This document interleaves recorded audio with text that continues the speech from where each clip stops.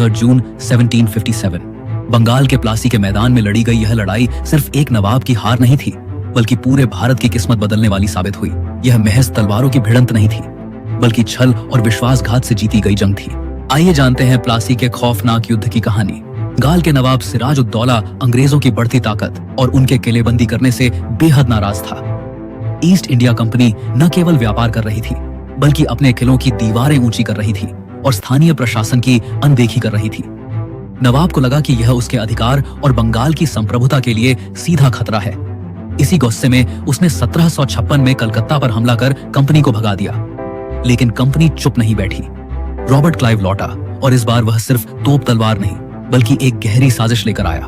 Clive ने चालाकी से सिराज-उद-दौला के अपने ही सेनापति मीर जाफर से गुप्त समझौता कर लिया। उसने लालच दिया, अगर तुम सिराज को हराने में हमारी मदद करो तो बंगाल का नवाब तुम्हें बना दिया जाएगा।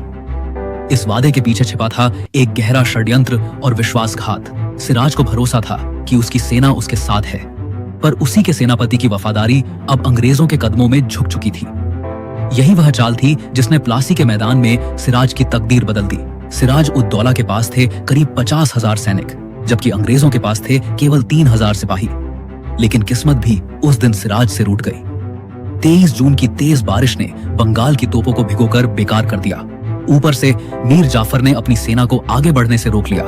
नतीजा यह हुआ कि अंग्रेजी तोपें गरजती रहीं और बंगाल की सेना मैदान छोड़कर भागती रही। इस तरह प्लासी की जंग में सिराज-उद-दौला की हार ने इतिहास की दिशा बदल दी। सिराज को भागते भागते पकड़ लिया गया और मार डाला गया।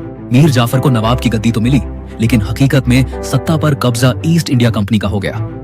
यह जीत अंग्रेजों के लिए सिर्फ एक युद्ध की सफलता नहीं थी, बल्कि भारत पर उनके लंबे शासन की शुरुआत थी। प्लासी की धरती जिसने एक साम्राज्य को गिरा दिया और दूसरे की नींव रख दी। अगर आपने आज कुछ नया सीखा तो लाइक कीजिए और हमें कमेंट्स में भी बताइए। धन्यवाद।